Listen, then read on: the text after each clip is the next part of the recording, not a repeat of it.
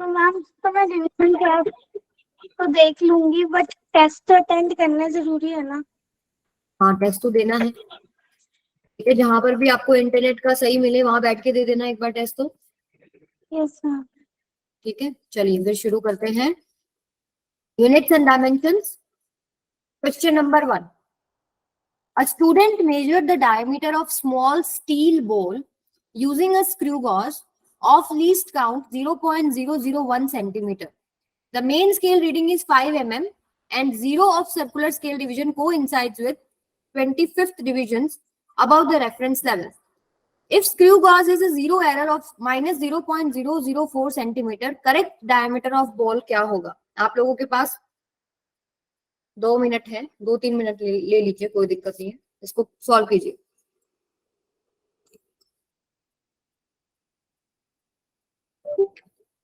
NEET में आया हुआ क्वेश्चन है, देखो रीसेंट क्वेश्चंस में इस तरह के क्वेश्चन आते हैं आपके पेपर में।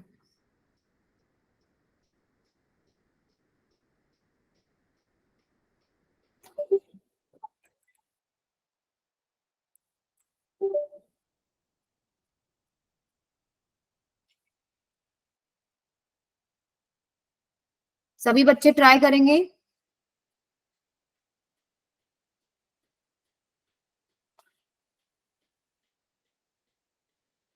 मैम एरर ऑफ के बाद माइनस का साइन है। हाँ जी।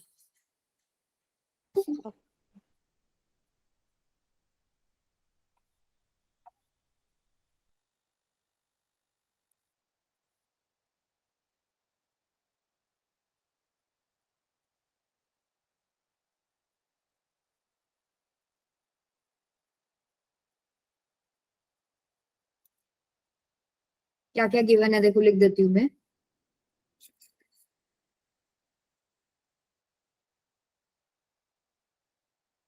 एक स्टील बॉल है, उसका डायमीटर आपको मेजर करना है।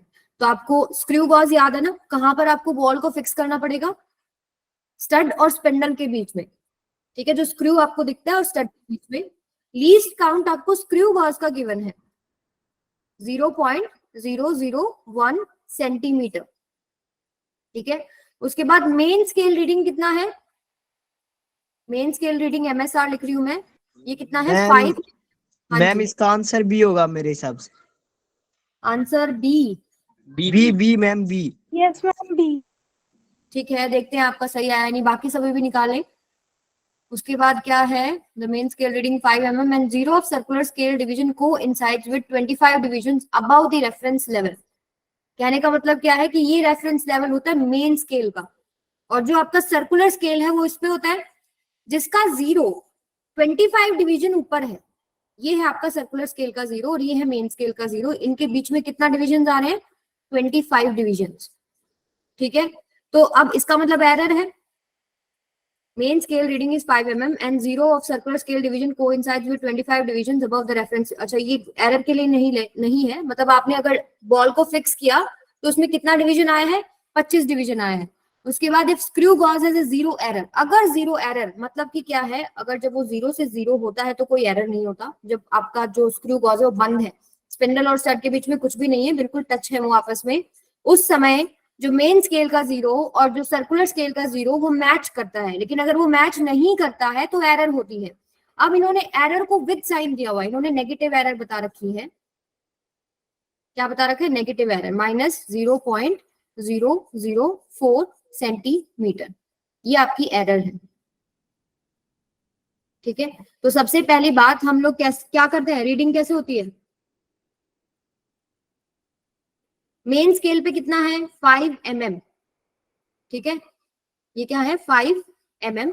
उसके बाद प्लस सर्कुलर स्केल डिवीजन का कितना है आपका? 25 इंटू में लीस्ट काउंट, इसको आप mm में कर लो, कितना आएगा mm में? आपका सेंटीमीटर में गिवन है ना। अगर हम फाइनल आंसर आपके किस में? सेंटीमीटर में है। चलो इसको फिर सेंटीमीटर में कर लेते हैं। ये कितना हो जाएगा? 5 बाय में 0.5। 5 mm है ना, इसको सेंटीमीटर में आपको करना है 0.5। यस, ठीक है। प्लस 25 इंटू में, अब इसको लीस्ट काउंट से हम सीधा मल्टीप्लाई कर लेते हैं, ये आ जाएगा आपके पास 0.001, ठीक है। ये तो हो गई आपकी रीडिंग, यानी कि 0.5 प्लस ये कितना आ गया 0.025, ठीक है, ये हो गया रीडिंग आपका। अगर आप प्लस करेंगे तो ये आ जाएगा आपका 0.525 सेंटीमीटर। पर हमारा रीडिंग यहीं तक खत्म नहीं हो जाता, हमको करेक्शन करना पड़ेगा। उन्होंने ऑलरेडी बोला है कि एरर क्या है -0.004। जब भी आपको एरर दे रखा हो ना तो हमेशा सब्ट्रैक्ट करना है, चाहे पॉजिटिव एरर दे रखा है चाहे नेगेटिव एरर दे रखा है। तो करेक्ट रीडिंग क्या होता है? करेक्ट रीडिंग जो आपकी ऑब्जर्व रीडिंग है, ये आपकी ऑब्जर्व रीडिंग है 0.525 माइनस 0.004, कितना हो जाएगा 0.529 सेंटीमीटर। किस किस का करेक्ट है बताओ? चलो, प्राची, वंदना, किरण, बदरुल का भी गुड बेटा, वंदना, दीप्ति, ज्योति, वेरी गुड। इसका मतलब आपको कॉन्सेप्ट समझ में आ गया है कि लीस्ट काउंट कैसे है, क्या होता है, मेन स्केल रीडिंग क्या होता है, सर्कुलर स्केल रीडिंग क्या होता है, ठीक है। सर्कुलर स्केल की कैसे निकालते हैं, कौन सी आपकी मेन स्केल की 0 के साथ डिवीजन को इंसाइड कर रही है, फिर उसको हम लीस्ट काउंट से मल्टीप्लाई कर देते हैं तो हमारे पास आ जाता है नंबर, और उसको मेन स्केल रीडिंग के साथ ऐड कर देते हैं तो ये हमारी ऑब्जर्व रीडिंग होगी। अब गलतियां अगर है, आपके क्वेश्चन में डायरेक्ट लिखा हुआ है कि ये गलती है, चाहे वो प्लस के साथ दिखा रखा है चाहे माइनस के साथ, उस एरर को आप ऑब्जर्व रीडिंग में से सब्ट्रैक्ट कर देंगे 0.529। ये वो वाला क्वेश्चन है जिसमें आपको एरर मेंशन है कि इतना होगा। क्वेश्चन ऐसे भी हो सकता है जिसमें आपको एरर निकालना पड़े, वो वाला क्वेश्चन भी हम लोग अभी आगे करेंगे, ठीक है। क्लियर है सबको ये चीज? हाँ जी, किसी को कोई भी डाउट है इस क्वेश्चन में? No ma'am. ओके कूल, ये वाला कीजिए फिर। We need 2017 में आया हुआ क्वेश्चन है आपका। A physical quantity of dimensions of length that can be formed out of C, G and E square by में 4 pi epsilon naught is। C आपको दे रखा है क्या है, वेलोसिटी ऑफ लाइट, G क्या है, यूनिवर्सल कांस्टेंट ऑफ ग्रेविटेशन, और E आपके पास चार्ज है। तो इनमें से कौन सा ऑप्शन करेक्ट होगा? 2-3 मिनट है, ट्राई कीजिए सभी बच्चे, सभी बच्चे सॉल्व करेंगे।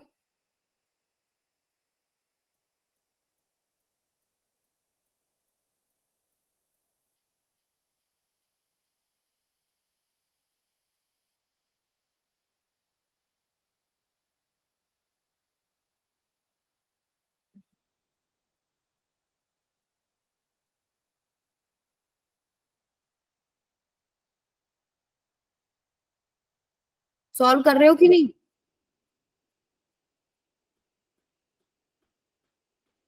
डी, गौरव ने तो निकाल भी दिया है। चेक करते हैं, आपका आंसर ठीक है तो स्पीड बढ़िया है, बाकी भी बताएं क्या आंसर आएगा।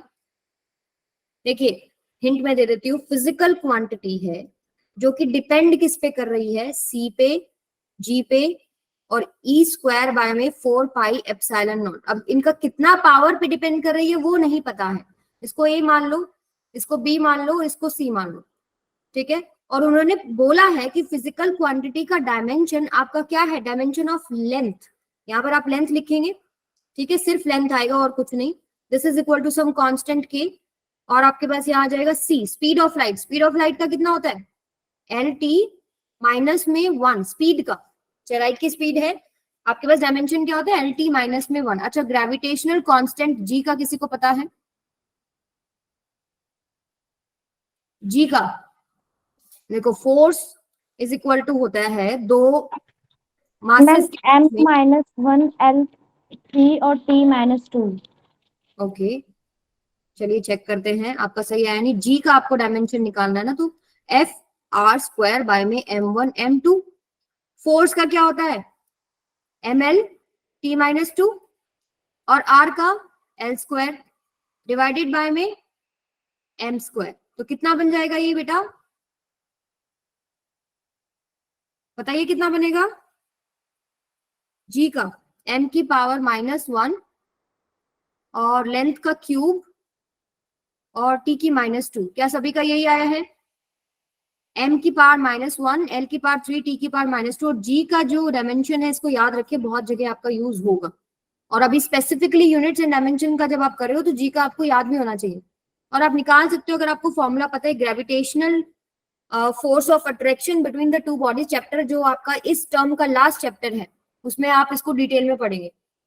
अब आता है ई स्क्वायर बाय में 4 पाई एप्सिलॉन नॉट। इसके लिए हम लोग एक फॉर्मूला यूज करते हैं, दो चार्जेस के बीच में फोर्स ऑफ अट्रैक्शन क्या होता है, जिनका वैल्यू क्या है ई, तो ये हो जाएगा आपके पास के ई, वैसे होता है फॉर्मूला के Q1 इंटू Q2 बाय में उन दोनों के बीच में जो सेपरेशन है। तो फोर्स का जो वैल्यू है वो आपको पता है, फोर्स का डायमेंशन तो आपको पता ही है, चलो वो भी रख लेंगे, एफ आर स्क्वायर बाय में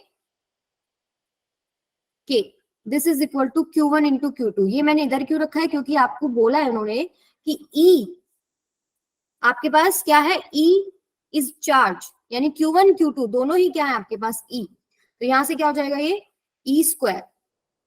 ठीक है, आपको निकालना क्या है, आपको निकालना है ई स्क्वायर बाय में 4 पाई एप्सिलॉन नॉट के लिए। क्वेश्चन क्या है आपका कि इस पे डिपेंड करता है। तो देखिए यहाँ पर जो k होता है बेटा, ये 1/4 पाई एप्सिलॉन नॉट होता है। ठीक है, तो इसकी वैल्यू मैं यहाँ लिख रही हूँ 1/4 पाई एप्सिलॉन नॉट। ठीक है, तो यहाँ से आपके पास क्या आ जाएगा, 4 पाई एप्सिलॉन नॉट, ये ऊपर चला जाएगा, और यहाँ से अगर हम निकालें, देखो यहाँ से आप कंफ्यूज हो गए, मैं इसको यही खोल के दिखाती हूँ, इसी स्टेप में खोल के दिखाती हूँ। जैसे ये वाला मासेस के बीच में फोर्स ऑफ अट्रैक्शन है ना, ये वाला चार्जेस के बीच में होता है, तो आप दोनों को रिलेट करके भी याद रख सकते हो। देखो यहाँ पर क्या हो जाएगा, इसको खोल लेते हैं, force this is equal to K का वैल्यू क्या होता है 1/4 pi epsilon naught, R square ऐसे ही रखें, और ऊपर आपके चार्ज क्या हो जाएंगे ई इंटू ई, यानी ई स्क्वायर। तो E square by 4 pi epsilon naught का डायमेंशन क्या हो जाएगा बेटा, एफ इंटू आर स्क्वायर। अब इसका तो आप लिख सकते हो फोर्स का MLT-2, और आर स्क्वायर का क्या है एल स्क्वायर। इसका इकट्ठा बनाएंगे तो बन जाएगा ML⁻3T-2। अब आप यहां से पावर्स कंपेयर कर सकते हैं और अपनी 3 इक्वेशंस को सॉल्व कर सकते हैं। तो इस तरह के क्वेश्चंस को सॉल्व करने के लिए सिर्फ आपको 2 फॉर्मूलों का रिक्वायरमेंट था, बाकी तो आप लोग मैथमेटिक्स कर लोगे कि 2 मासेस के बीच में जो फोर्स ऑफ अट्रैक्शन है, gravitational force of attraction, universal constant into mass of both the bodies divided by उनके बीच का जो सेपरेशन है, फोर्स बिटवीन टू चार्जेस, जैसे यहाँ पर E दे रखा है ना, तो Q1 Q2 को मैंने E मान लिया, तो यहाँ से आ जाएगा ई स्क्वायर, ये होता है आपके पास इलेक्ट्रोस्टैटिक फोर्स कांस्टेंट बाय में आर स्क्वायर, तो यहाँ से आप निकाल सकते हो क्या, ई स्क्वायर बाय में 4 पाई एप्सिलॉन नॉट। ठीक है, अब यहाँ से देखो कंपेयर कर लेते हैं, इक्वेशन क्या आएगी आपके पास, ए, देखो इसको तो हमें सॉल्व करने का जरूरत नहीं है, कांस्टेंट है, ये हो जाएगा प्लस में 3B प्लस में 3C, this is equal to 1, और यहां से आएगा आपके पास, अगर मैं टाइम की बात करूं तो -A -2B -2C is equal to 0, और अगर मास की बात करें तो -B plus C is equal to 0। यहां से आपके पास B is equal to C आ जाएगा, यहां पर आप पुट कर सकते हो B is equal to C, और फिर यहाँ को सॉल्व करेंगे तो यहाँ पर वैल्यू पुट करेंगे, तो आप ABC का जो है आंसर निकाल सकते हैं, कितना कितना आएगा। ठीक है, तो बताइए कितना आएगा, यहाँ पर लिखते हैं, ए का वैल्यू कितना आया है,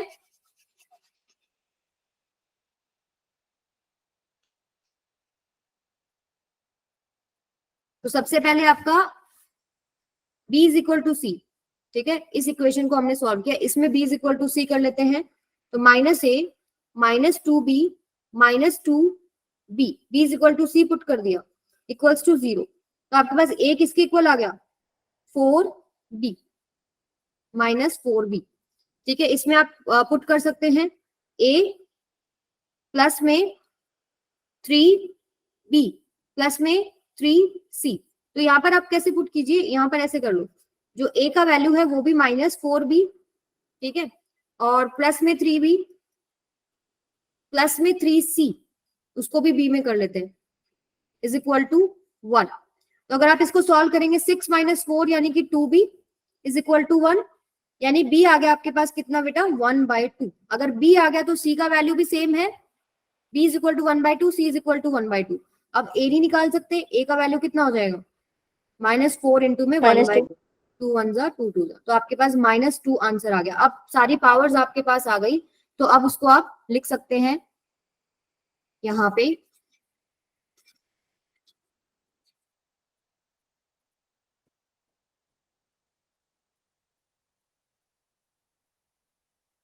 जो फिजिकल क्वांटिटी है वो आपके पास किसके इक्वल होगी, सी का पावर कितना था, ए का पावर, ए का वैल्यू कितना आ गया -2, यानी सी की पावर -2, और जी की वैल्यू बी है, बी की कितनी थी, बी और सी की दोनों सेम है, यानी जी की power 1/2 and E square by में 4πε0 की पावर 1/2। ठीक है, इसको हम कंबाइन करके लिख सकते हैं, this is equal to 1/c² into G into e square by में 4πε0 की पावर 1/2। तो जिन्होंने भी ये क्वेश्चन सॉल्व किया है, इसका मतलब आप लोगों ने मेहनत की है, प्रैक्टिस की है, डायमेंशंस के फॉर्मूले आप लोगों को याद है, मुझसे भी पहले आप लोगों ने निकाल रखा है। Very good. किस किसने निकाला था यहाँ पे, Gaurav and Badrul, very good. Badrul ऐसे ही बोलते हैं ना, यही प्रोनाउंसिएशन आपके नाम का, चलिए वेरी गुड। जिसने भी ये क्वेश्चन सॉल्व किया, थोड़ा सा लेंदी है, लेकिन अगर आपका सॉल्व हो रहा है इट मींस आपका कॉन्सेप्ट ठीक है। आगे चलते हैं, ये वाला कीजिए, Planck's constant, speed of light in vacuum and Newton's gravitational constant are 3 fundamental constants, which of the following combination of these has the dimensions of length, इनमें से किस कॉम्बिनेशन का डायमेंशन ऑफ लेंथ है। तो क्या बोला हुआ है, इन्होंने बोला है डी। अच्छा जी, देखते हैं, planks constant, speed of light in vacuum, Newton's gravitational constant are 3 fundamental constant. Which of the following combinations of these has a dimension of length? यानी इन तीनों को कंबाइन करोगे ना, प्लैंक्स कांस्टेंट का पावर लेट्स से a है आपके पास, ठीक है, c का पावर b है, और ग्रेविटेशनल कांस्टेंट का पावर लेट्स से c है, that will be equal to dimension of length. ठीक है, प्लैंक्स कांस्टेंट का बहुत इंपॉर्टेंट है, आपको पता होना चाहिए, E is equal to h mu, h क्या होता है, E बाय में म्यू। एनर्जी का आपको पता है mL2T-2 बाय में फ्रीक्वेंसी इज 1/T। ठीक है, तो ऊपर ही चला गया T, कितना हो जाएगा आपके पास फाइनल, ये हो जाएगा 1/T। तो ये हो गया आपके पास H का value mL²T-1, this one is important. ठीक है, उसके बाद C का आपको पता है स्पीड ऑफ लाइट LT-1 है, और ग्रेविटेशनल कांस्टेंट का तो हमने अभी निकाला था, यहाँ पर कितना आया था, m की पावर -1, l की पावर 3, t की पावर -2, g का कितना आया, m की पावर -1 और l की पावर 3, t की पावर -2। अब पुट कर लेते हैं यहाँ पे, आपको कंपेयर करना है। हाँ जी बेटा, मैम t की पावर 3 होगी ना प्लैंक कांस्टेंट की, नहीं 1/t है ना, तो आप इसको रेसिप्रोकल करेंगे तो t/1 बच जाएगा, तो t और t की -2 है, तो -1 आएगा, -1 ही आएगा बेटा।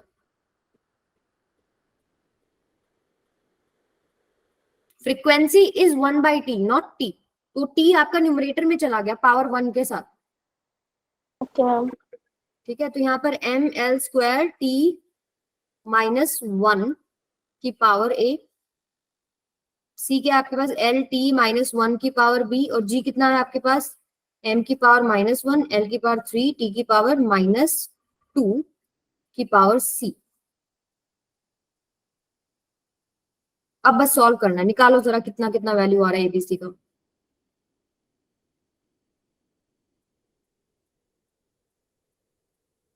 एबीसी का कंपेयर करना है, बदरुल का आंसर आ गया है बी, बी नहीं है इसमें, no, B is not the right answer,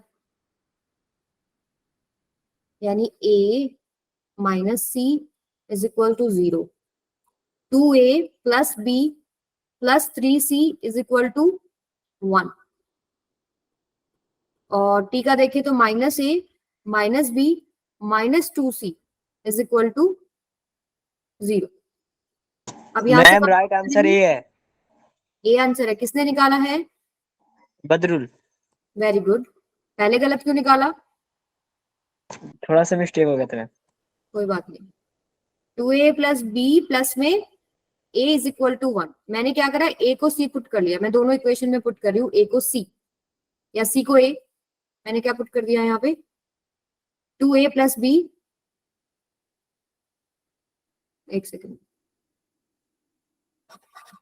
आप इसको पुट कर दीजिए दोनों इक्वेशन में, दो वेरिएबल्स में आपकी इक्वेशन आ जाएगी। a को c कर देते हैं, चलो 2c plus b plus 3c is equal to 1। ये कितना बन गया 3 2 5 plus b is equal to 1। यहाँ पर भी a को c कर लेते हैं, minus c minus b minus 2c equals to 1। ये कितना हो जाएगा minus 3c minus b is equal to 1। अब इन दोनों इक्वेशंस को सॉल्व कर सकते हो, बताओ b और c का वैल्यू कितना आएगा। बदरुल कितना आया है b और c का value? Ma'am c 1/2। c value आपकी 1/2 है। ठीक है, और बाकी c की वैल्यू आपने बताई 1/2, करेक्ट, ओके। आगे बताइए b की वैल्यू कितनी आएगी? -3/2। गुड, b की वैल्यू भी आ गई आपकी। बचा क्या a? a तो c के इक्वल ही है, यानी a की वैल्यू भी कितनी हो जाएगी 1/2। तो अगर हम लिखे तो आपकी फिजिकल क्वांटिटी h की पावर a यानी h की पावर 1/2, c की पावर b, b की वैल्यू कितनी आई है -3/2 यानी -3/2, और g की वैल्यू g की यानी c की वैल्यू 1/2।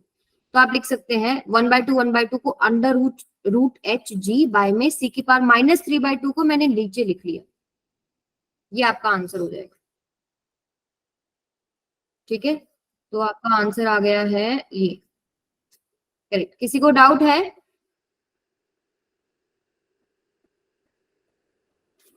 चलिए आगे चलते हैं, कोई बात नहीं। हाँ जी, जिसने भी हैंड रेज किया पूछो बेटा क्या प्रॉब्लम है। चलो ये वाला क्वेश्चन तो हम लोगों ने क्लास में भी किया था। If energy E, velocity v and time t are chosen as a fundamental quantities, the dimensional formula of surface tension will be। Equation कहां से आई बेटा? इक्वेशन आती है डायमेंशंस कंपेयर करके। आपने क्या करा, L की पावर्स को कंपेयर कर दिया, M की पावर्स को दोनों साइड कंपेयर कर दिया, T की पावर्स को दोनों साइड कंपेयर कर दिया। मतलब पावर्स को ऐड कर दो, जैसे M की पावर क्या है 2 ऊपर A, यानी कि क्या हो जाएगा 2A।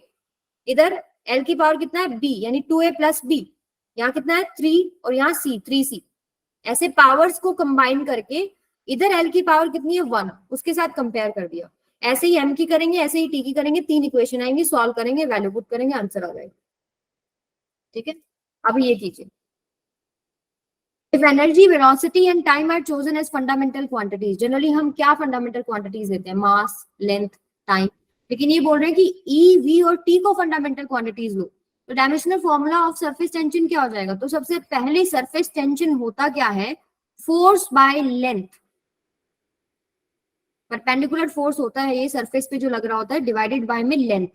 फोर्स का आपको ऑलरेडी पता है ML_T-2 बाय में लेंथ, लेंथ से लेंथ कट गया तो सरफेस टेंशन का MT-2 डायमेंशनल फॉर्मूला होता है। अब इन्होंने क्या पूछा आपको? फंडामेंटल क्वांटिटीज EVT की फॉर्म में बताना है कितना होगा, ठीक है। तो किसी ने सॉल्व किया है ये? बताइए किसी ने सॉल्व किया है? तो सरफेस टेंशन आपका डिपेंड किस किस पे कर रहा है? एनर्जी कितनी पावर पे कर रहा है मुझे नहीं पता, वेलोसिटी नहीं पता कितनी पावर पे है, टाइम नहीं पता, इन चीजों पे डिपेंड कर रहा है। पावर के साथ मैंने लिख लिया। अब मैं इनकी डायमेंशनल फॉर्मूला खोलूंगी। जैसे एनर्जी का क्या होता है? ML2T-2 की पावर A। V का बताओ, V का कितना होता है? ये तो पता होगा आप लोगों को, LT-1 की पावर B। और T आपके पास क्या क्या बोला है? T टाइम ही है, तो टाइम को हम T से ही रिप्रेजेंट करते हैं, इसकी पावर C, ठीक है। चेक करते हैं अभी निखिल का आंसर सही है यानी सरफेस टेंशन आया MT-2, ठीक है। अब आप दोनों तरफ ABC का वैल्यूज, मतलब मास, लेंथ और टाइम का वैल्यूज कंपेयर कर सकते हैं। मास का इधर 1 है, इधर कितना है देखो, मास की पावर A प्लस इधर मास का कुछ पावर ही नहीं है, तो A का वैल्यू कितना आ गया 1, ठीक है। सेकंड, लेंथ की पावर्स कंपेयर कर लेते हैं। L की इधर कितनी है बेटा 2A, इधर कितनी है L की प्लस B, इधर है ही नहीं, और इधर कितनी है 0। और a की वैल्यू तो आपने अभी निकाली है 1, तो b की वैल्यू कितनी होगी -2। ऐसे ही आप टाइम का कंपेयर करेंगे, -2 आपका लेफ्ट हैंड साइड में है, इधर कितना आएगा -2a, इधर -b, इधर +c।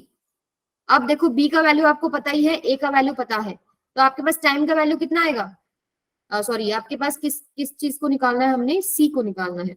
a निकल चुका है, b तो वैल्यू पुट ही कर लेते हैं, चलो -2 इक्वल्स टू ये आ गया -2। a का वैल्यू कितना है 1, 1 का अगर हम पुट करेंगे तो 1, माइनस b का -2 प्लस c।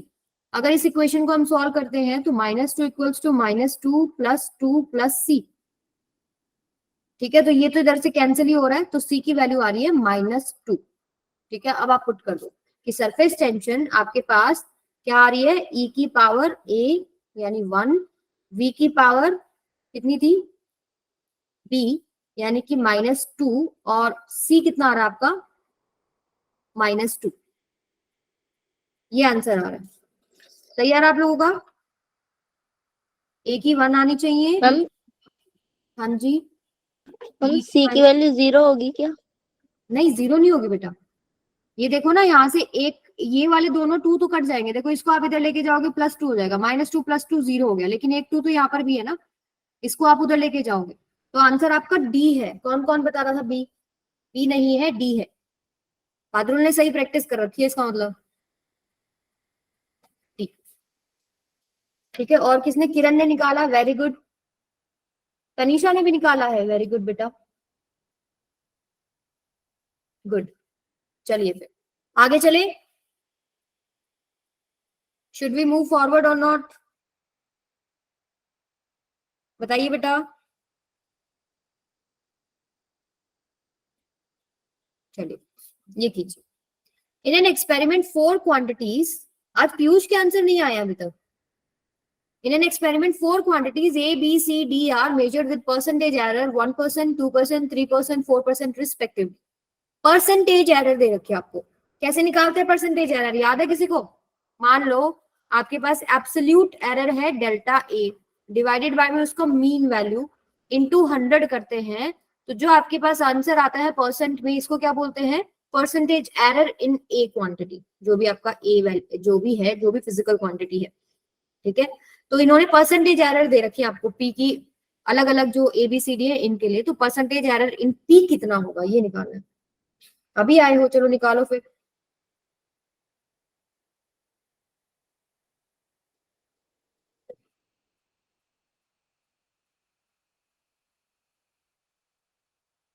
कैसे करते हैं इस तरह के क्वेश्चन को, आपको मैंने करना सिखाया था। जब भी मल्टीप्लीकेशन डिवीजन में इस तरह है तो इसको लिखते हैं एरर निकालने के लिए delta P by P, this is equal to 3 आगे आ गया delta A by A plus 2 आगे आ गया डेल्टा बी, पावर आगे आ जाती है, ऊपर उसका एब्सोल्यूट एरर, नीचे उसका मीन वैल्यू होता है। उसके बाद प्लस नीचे वाला भी ऐसे ही उठाना है, delta C by C plus delta D by D. ठीक है, और परसेंटेज निकालना है तो आप समझ सकते हो कि दोनों तरफ 100 से मल्टीप्लाई कर दो, तो delta P by P into 100, this is equal to 3 delta A by A into 100 plus 2 delta B by B into 100 plus delta C by C into 100, और ऐसे ही आपका लास्ट क्वांटिटी आ जाएगा delta D by D into 100। तो अब ये जो आपको दिखाई दे रही है ये क्या है? Percentage errors in A, B, C and D, और इसकी वैल्यू आपको दे रखी है। ठीक है, तो यहां पर आप लिख सकते हैं परसेंटेज एरर इन पी कितना हो जाएगा? 3 टाइम्स ए में कितना दे रखा है 1% प्लस 2 टाइम्स बी में कितना है 2 प्लस डेल्टा सी बाय सी इंटू 100, सी में कितना गिवन है आपको 3 प्लस डी में कितना है 4। ठीक है, तो आप लिख सकते हैं परसेंट साइन भी आएगा 3 प्लस 4 प्लस 3 प्लस 4 कितना हो गया? 4 4 8 9 10 11 12 13 14 14%। ठीक है, क्लियर है सबको? प्राची, अंजलि, शिखा, वंदना, लाइबा, पीयूष सबने निकाल दिया, तनिषा ने भी निकाल दिया, गुड। हाँ जी बेटा, किसी को डाउट है अर्पिता? आपने जो 100 वाला यहाँ पे सॉल्व किया ऊपर, वो वाला दोबारा बता दो। देखो, एक होता है आपके पास फ्रैक्शनल एरर। फ्रैक्शनल एरर क्या होता है, आपके पास एब्सोल्यूट एरर बाय में जो उसका मीन वैल्यू होता है, ठीक है। एक फिजिकल क्वांटिटी को हम कैसे लिखते हैं, एक फिजिकल क्वांटिटी को हम कैसे लिखते हैं, जो उसका मीन वैल्यू होता है, ठीक है, जिसको हम एक्स बार प्लस माइनस डेल्टा एक्स बार ऐसे लिखते हैं ना। ये क्या है आपके पास, मीन एब्सोल्यूट एरर। और ये क्या होती है, मीन वैल्यू, जो आप बार बार ऑब्जर्वेशन करके एक वैल्यू निकालते हैं। तो फ्रैक्शनल या फिर रिलेटिव एरर को हम लिखते हैं absolute error delta P by में पी, ठीक है, जो भी उसका वैल्यू ऑब्जर्व करके आया होगा डिवाइडेड, ऊपर आपके पास क्या है, एब्सोल्यूट मीन एरर, ठीक है। इनको अगर हम 100 से मल्टीप्लाई कर दें तो ये आएगा आपके पास क्या, percentage error in P quantity, ठीक है। यहाँ पर ये क्या हो जाता है, percentage error in A quantity B C and D so. तो यहाँ पर वो परसेंटेज में बनाने के लिए आपको 100 से बोथ साइड मल्टीप्लाई करना पड़ गया। तो एवरी सिंगल टर्म को 100 से मल्टीप्लाई कर दिया। आप कॉमन लेंगे, इन सब में से 100 ही तो आएगा, और इधर 100 है वो कैंसिल हो जाता है, ठीक है। तो दोनों तरफ आपने 100 से मल्टीप्लाई कर दिया, लेफ्ट हैंड साइड इक्वेशन में भी और राइट हैंड साइड में भी। तो हर वो सारा एडिशन है ना, A plus C plus D bracket में लगाओ, बाहर 100 कर दिया तो सबके साथ मल्टीप्लाई होगा ना। उसको फिर मैंने एरर की फॉर्म में लिख लिया, this is percentage error in A, this is percentage error in B, this is percentage error in C and so on. वो वैल्यू पुट कर दिया और सबका सम आ गया। क्लियर है अभी? चलिए आगे चलते हैं। जनरली क्या होता है, हमेशा याद रखना, कंफ्यूज नहीं होना। अब आपको फिजिकल क्वांटिटीज जैसे एक्स बार में भी हो सकता है ना गिवन हो, ये आपको ऐसे लिखा होता है x plus minus delta x, तो होता वही है, ये मीन एब्सोल्यूट एरर होता है और ये मीन वैल्यू होती है। हम लोग जनरली जब आपको समझाते हैं तो एक्स बार करके दिखाते हैं, वो समझ लो वो मीन वैल्यू है, ठीक है। चलो ये वाला करो। Density of material in CGS system of unit is 4 gram per centimeter cube. Its system of units in which unit of length is 10 centimeter and unit of mass is 100 gram. The value of density of material will be, ये conversion वाला है, जिसको भी doubt है इसमें करके देखो एक बार। Density of material in CGS system of unit is 4 gram per centimeter cube. CGS system दे रखा है आपको, उसमें कितना है, 4 ग्राम पर सेंटीमीटर क्यूब। और इन सिस्टम ऑफ यूनिट्स, कोई अदर सिस्टम ऑफ यूनिट्स में आपको कन्वर्ट करना है जिसमें लेंथ का आपको जो दे रखा है वो क्या है, 10 सेंटीमीटर, और यूनिट ऑफ मास क्या है, यूनिट ऑफ मास क्या है, 100 ग्राम। यानी कि जैसे हमारे पास यहाँ ग्राम है ना, ग्राम है और आपके पास सेंटीमीटर है लेंथ में, वैसे ही वहां पर लेंथ में 10 सेंटीमीटर एक यूनिट है और मास में 100 ग्राम यूनिट है। तो आपको याद है फेमस फॉर्मूला अपना, N1 U1 equals to N2 U2। एक फिजिकल क्वांटिटी को दूसरे सिस्टम में कन्वर्ट करोगे वैल्यू तो वही आएगी। वॉल्यूम है, इसमें पानी रखा है और इस डिब्बी में डाल लूं, मतलब बड़ी कर लूं उसको थोड़ा, तो अलग अलग सिस्टम में कन्वर्ट कर सकते हो ना एक ही वॉल्यूम को। समझ आ रहा है? तो मान लीजिए कोई भी एक फिजिकल क्वांटिटी है, उसका यूनिट बदल देने से उसका नंबर बदल जाता है। जो ये कांस्टेंट मल्टीप्लाई कर रहे हो ना, अब ये यूनिट बदली तो नंबर बदल जाता है। जैसे कि अगर 1 किलो को अगर आप ग्राम में कन्वर्ट करते हो तो 1000 ग्राम हो गया, यूनिट बदलते ही ये नंबर बदल जाता है। Answer is 40। वेरी गुड, ठीक है। तो जिसका भी नहीं आया ध्यान से देखो। एक है सीजीएस सिस्टम, इसको सीजीएस मान लो, इसको आपको अदर सिस्टम मान लो, ठीक है। तो हम लोग क्या करते हैं यहाँ पे, आपको निकालना क्या है, N2 निकालना है, कन्वर्ट करना है ना। The value of density of material will be, ठीक है। तो ये हो जाएगा N2 equals to N1 U1 bye में U2।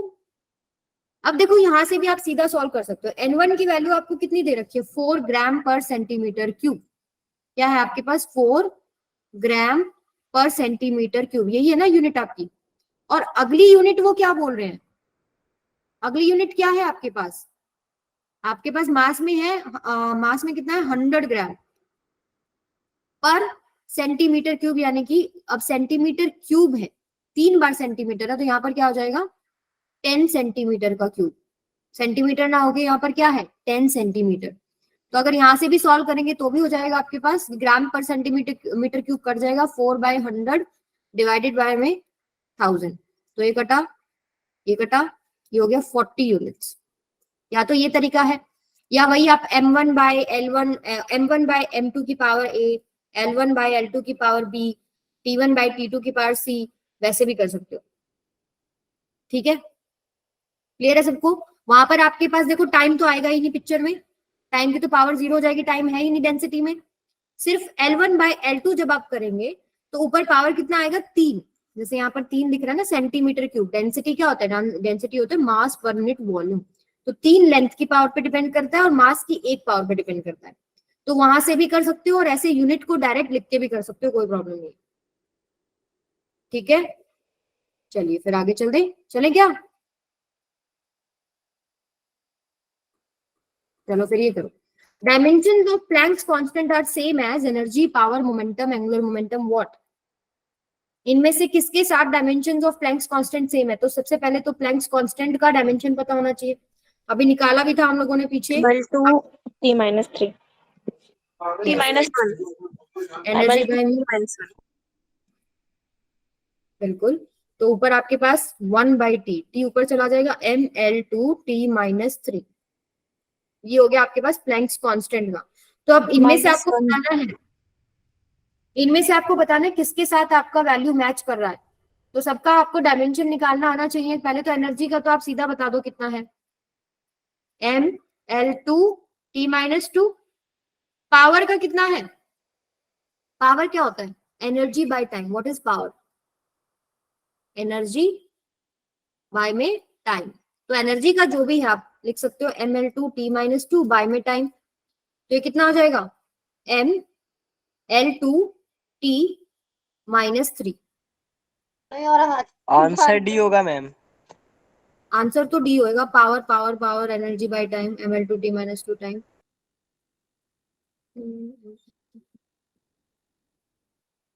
चलो देखते हैं एक सेकंड, मोमेंटम क्या होता है। मैम प्लैंक्स कांस्टेंट में यहाँ पे t की पावर -1 होगी ना? हाँ सॉरी यस, ठीक है, mL2 T-1। हाँ तो ये मैच नहीं करेगा। सी का वैल्यू मोमेंटम, मोमेंटम होता है मास इंटू में वेलोसिटी, जिसको हम पी से लिखते हैं मास इंटू वेलोसिटी। मास का m, वेलोसिटी का LT-1, ठीक है, तो ये भी नहीं है। एंगुलर मोमेंटम का फॉर्मूला पता है किसी को, जिसने भी आंसर निकाला है कैसे क्या होता है? mL2 T-1। नहीं होता क्या एंगुलर मोमेंटम, जैसे L equals to n/h/2 देखो ये होता है लीनियर मोमेंटम, जिसमें मास इंटू वेलोसिटी करते हैं। जब हम एंगल्स की फॉर्म में आते हैं ना, इस मास की जगह आ जाता है मोमेंट ऑफ इनर्शिया, जिसका जो फॉर्मूला होता है वो होता है mr²। और वेलोसिटी की जगह क्या आ जाएगा, एंगुलर वेलोसिटी, ओमेगा। ओमेगा क्या होता है आपके पास 2πf। अब इससे आप बना सकते हो इसका फॉर्मूला, m की जगह मास, r² की जगह लेंथ का स्क्वायर, ओमेगा 2π। 2π का तो कोई डायमेंशन नहीं है, वो कांस्टेंट है। फ्रीक्वेंसी 1/t यानी कि T-1। तो एंगुलर मोमेंटम से मैच कर गया। ये आपका है चैप्टर नंबर 5, बहुत important chapter and one of the difficult chapter. Rotational mechanics जितना भी आएगा उसमें आप moment of inertia, angular frequency, ये सब पढ़ेंगे, ठीक है। तो एंगुलर मोमेंटम होता है लीनियर मोमेंटम जैसा, लेकिन एंगल्स की फॉर्म में हम निकालते हैं। वहां पे आपकी एक बॉडी रोटेट कर रही है, ठीक है, तो यहाँ मास की जगह आता है मोमेंट ऑफ इनर्शिया, उसको बोलते हैं mr²। ओमेगा की जगह 2πf, उनके सबके डायमेंशन आपको पता ही है, ठीक है। तो आंसर इज डी, ठीक है। ये क्वेश्चन मैंने क्लास में कराया था। n divisions on the main scale of a vernier caliper coincides with n plus divisions of the vernier scale. If each division of main scale is a units, then the least count of the instrument is. सभी बच्चे solve कीजिए, कितना आएगा?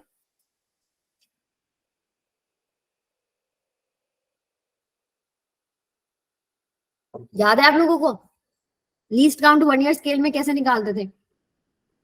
कितना division आपका main scale division, vernier scale division का कितना division main scale के साथ कोइंसाइड करता है? लीस्ट काउंट होता क्या है वर्नियर स्केल में? 1 main scale division -1 VSD division, ठीक है।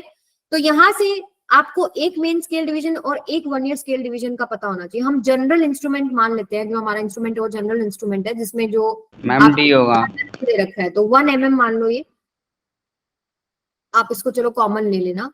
पहले तो वन, आप ये बताओ वन ईयर स्केल डिवीजन किसके इक्वल आएगा यहाँ पर? इन्होंने बोला है क्या कि n division of main scale, यानी n plus one n vernier. upon yes, तो ये n डिविजन्स के इक्वलेंट है। n upon n plus 1 yes, n by में n प्लस में 1, ये मेन स्केल डिवीजन है। ठीक है, मेन स्केल डिवीजन। तो यहाँ पर आप लिख सकते हो मेन स्केल डिवीजन माइनस में n बाय में n प्लस में 1 इंटू में मेन स्केल डिवीजन। ठीक है, इसको मैं यहाँ सॉल्व कर रही हूँ। मेन स्केल डिवीजन ये ऐसे कॉमन ले लिया आप लोगों ने, 1 माइनस में n बाय में n प्लस में 1। अब इन्होंने बोला है कि each division of main scale is a units. ठीक है, तो आपके पास a क्या दे रखा है? md। ये आ जाएगा n प्लस में 1 माइनस में n बाय में n प्लस में 1। n से n कट गया, आंसर आ गया जो आप लोगों ने बताया, a बाय में n D plus option। Okay.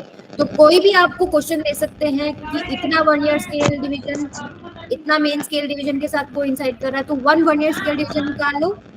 ठीक है, और लीस्ट काउंट होता है one main scale division minus one year scale division, उसमें वैल्यू पुट करो। ठीक है, और आपका जो भी फॉर्मूला बनता है वो बना। अपना माइक ऑफ रखे बेटा, घर की बातचीत सुनाई दे रही है, माइक ऑफ रखो। ओके, चलिए ये क्वेश्चन कीजिए। In the diagram shown in figure find the magnitude and nature of zero error. आराम से रीडिंग लीजिए। अब आपको एक्सपेरिमेंट करा रही हूँ, इसका रीडिंग लेना है आपको। सभी बच्चे सॉल्व करेंगे।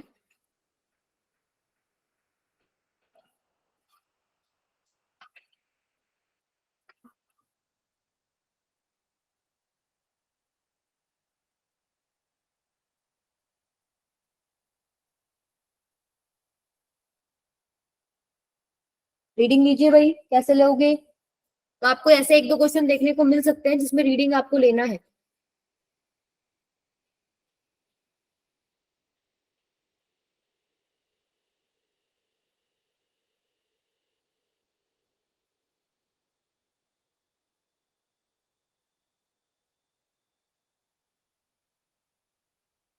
देखो यहाँ पर सिर्फ इन्होंने एरर की बात पूछी है। ठीक है, एरर पूछा था, find the magnitude and nature of zero error. तो आपको स्केल दिखाई दे रहा है कि जीरो जीरो से मैच नहीं कर रहा। उसके बाद हम चेक करते हैं कि जीरो आगे है कि पीछे है। दो तरह की एरर्स आपके वन ईयर इसके अंदर वन ईयर स्केल में भी होती है और स्क्रू गॉज में भी होती है। क्या? एक पॉजिटिव होती है और एक नेगेटिव होती है। तो अगर आप least count sorry one year scale वाली बात करें तो पॉजिटिव क्या है और नेगेटिव क्या है? पॉजिटिव और नेगेटिव, इसमें कभी कंफ्यूज नहीं होना। क्लास में भी आप लोग कंफ्यूज हुए थे, मैं भी कंफ्यूज हुई थी। तो यहाँ पर क्या लिखेंगे हम लोग? नेगेटिव। बताओ क्या बताया था मैंने? पॉजिटिव एरर कौन सी होती है? When zero of one year scale is in right side of main scale. ये याद रखेंगे। जो आगे है वो पॉजिटिव है, जो आगे है वो पॉजिटिव। ऐसे याद कर सकते हो, वन ईयर स्केल का जीरो आगे है आपके पास मेन स्केल से। और नेगेटिव क्या होता है? When zero of one year scale is in left side of main scale. जो पीछे है उसको हम क्या बोलते हैं? वो नेगेटिव है। जो भी आपका आंसर आता है ना, इसमें आंसर कैसे निकालते हैं कि कौन सी आपकी डिवीजन को इंसाइड कर रही है, आपको वो निकालना है। कौन सी डिवीजन को इंसाइड कर रही है? ये वाली फिफ्थ। जो फिफ्थ डिवीजन को इंसाइड कर रही है, मल्टीप्लाई बाय में किससे करते हैं हम लोग? लीस्ट काउंट से। मल्टीप्लाई बाय में least count of the one year scale. तो ये जो आएगा आपका मल्टीप्लाई होके, ये होगी आपकी एरर। अगर पॉजिटिव एरर है तो आप इसको +5 इंटू एलसी करेंगे, और अगर नेगेटिव एरर है तो आप इसको -5 इंटू एलसी करेंगे। लेकिन जब आप फाइनल रीडिंग निकालेंगे ना, तो जो भी आपकी ऑब्जर्व्ड रीडिंग होगी, जो भी आपने ऑब्जर्व किया होगा, ये तो चलो सिर्फ एरर की बात है। ठीक है, जो भी आप लोगों ने ऑब्जर्व किया, मे भी आपको मेन स्केल का कुछ रीडिंग है, और आप मेन जो रीडिंग लेते हैं भाई, मेन स्केल के साथ आपका जो जीरो है, मेन स्केल, ये जो वन ईयर स्केल का जो जीरो आता है, इससे जस्ट पहले कितना वैल्यू, मान लो यहाँ पर आपका कुछ 2 mm या कुछ ऐसे होता तो वो लिखते प्लस, फिर वर्नियर स्केल का डिवीजन कौन से डिवीजन से कोइंसाइड कर रहा है, इनटू में लीस्ट काउंट। ये तो हो गया ऑब्जर्व रीडिंग। फिर इसमें से आपको सब्ट्रैक्ट करना होता है क्या, एरर। ठीक है, तो रीडिंग आप कैसे निकालते हो, करेक्ट रीडिंग, ऑब्जर्व माइनस में एरर। अब एरर देखो पॉजिटिव भी होती है और नेगेटिव भी होती है। अगर आपका वर्नियर स्केल का 0 आगे है उसको पॉजिटिव लिखिए, अगर पीछे उसको नेगेटिव लिखिए, लेकिन सब्ट्रैक्ट ही करेंगे। अगर आपके पास -5 इंटू LCB आ रहा है ना, उसको भी आप सब्ट्रैक्ट ही करोगे, वो माइनस माइनस चाहे बेशक प्लस हो जाए, कोई दिक्कत नहीं है, लेकिन आपको सब्ट्रैक्ट करना है। इसको आप ब्रैकेट में कर लो, कभी कंफ्यूज नहीं होगा, चाहे इसका पॉजिटिव वैल्यू है चाहे नेगेटिव वैल्यू है, कोई दिक्कत नहीं आएगी, कंफ्यूजन नहीं होगा, क्वेश्चन नहीं गलत होगा। तो जनरली आपका जो स्केल होते हैं वो mm में रिप्रेजेंटेड होते हैं, तो लीस्ट काउंट कितना होता है बेटा वर्नियर स्केल का, लीस्ट काउंट कितना होता है वर्नियर स्केल का, 0.01 सेंटीमीटर। ठीक है, तो यहाँ पर आपके पास पॉजिटिव एरर दिख रही है आपको, ये तो लेना ही नहीं मैंने। ठीक है, तो आपके पास क्या आ जाएगा आंसर, 5 इंटू में 0.01 सेंटीमीटर। अगर मेंशन हो कि लीस्ट काउंट कुछ अलग है तो उसको लो, नहीं तो आप जनरल उससे निकाल सकते हैं। 1 main scale division -1 vernier scale division जो हमने सॉल्व किया था सारा का सारा, तो यहाँ पर आता है आपके पास क्या, ये 0.05 सेंटीमीटर। अब ये आपका एरर आया है, ये पॉजिटिव एरर आया है और इसको आपको सब्ट्रैक्ट करना पड़ेगा। क्लियर है सबको, यस और नो? ठीक है, इसमें गलती नहीं करना, आगे चलते हैं।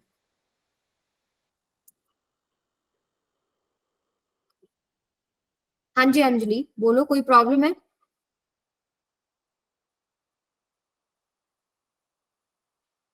नहीं, चल अगले अगले क्वेश्चन पे आ जाओ, फिर करो जरा। Pitch of screw gauze is 1 mm and there are 100 divisions on the circular scale.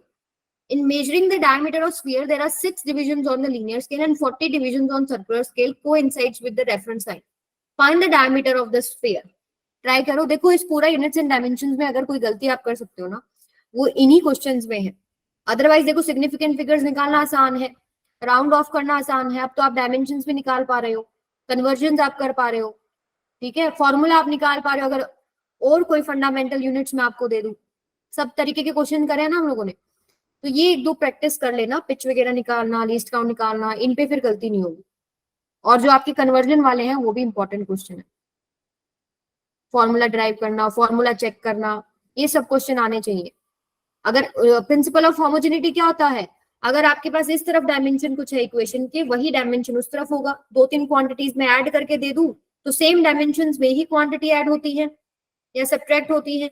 Division और मल्टीप्लिकेशन में अलग अलग डायमेंशन हो सकता है, लेकिन पूरा पूरा यूनिट आपका सेम डायमेंशन का होना चाहिए, जैसे लेफ्ट हैंड साइड में होता है। तो ये क्वेश्चन भी इंपॉर्टेंट है। S = UT + ½ AT², आप लोगों को क्लास में कराया है, वो क्वेश्चन कर लेना, ठीक है। इसमें हम चेक करते हैं कि क्या वो करेक्ट है या नहीं है। 6.4 mm, let us check, yes very good, बहुत सही। पिच क्या होता है, व्हाट इज पिच, पिच क्या होता है बेटा?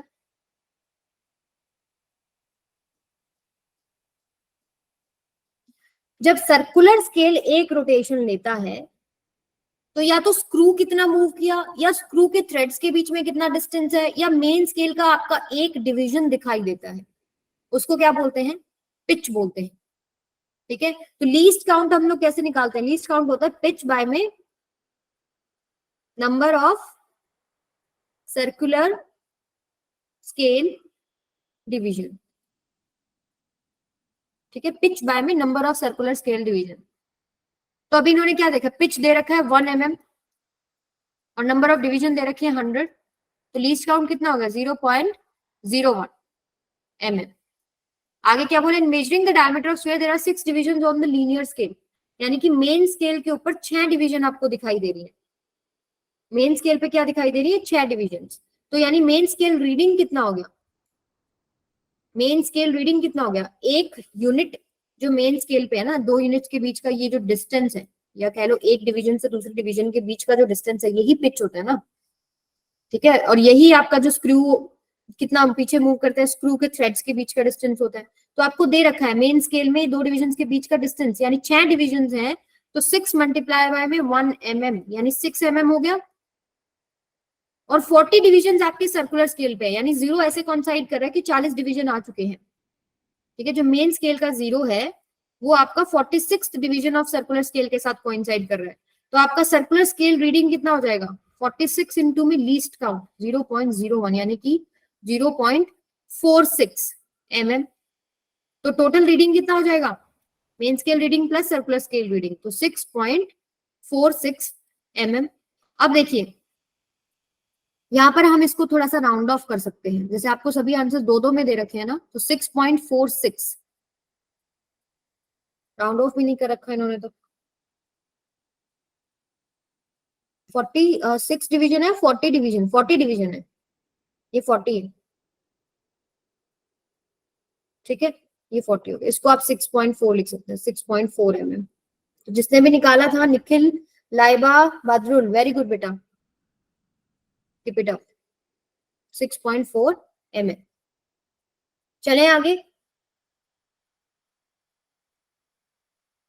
थम्स अप दे दो अगर आगे चलना है तो।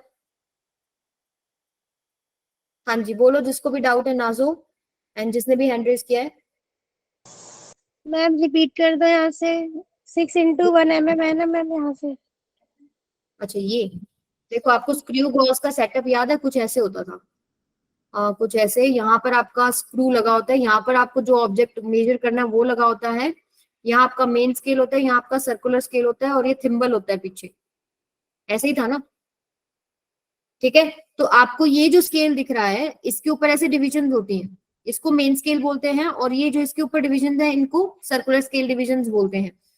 तो जब आप इस सर्कुलर स्केल का एक रोटेशन करते हैं ना, जैसे ही आप मान लीजिए एंटी क्लॉकवाइज एक रोटेशन किया, पहले आपकी सिर्फ दो डिवीजन दिख रही थी लेट्स से, या आपकी कोई भी डिवीजन नहीं दिख रही थी, सर्कुलर स्केल बिल्कुल टच में था, यहाँ पर है मान लो सर्कुलर स्केल, जैसे ही आप उसको रोटेट करोगे एक डिवीजन दिख जाता है मेन स्केल के ऊपर, और एक रोटेशन करने पे जो डिवीजन एक दिखा, वो जो डिस्टेंस है, what that distance is called pitch.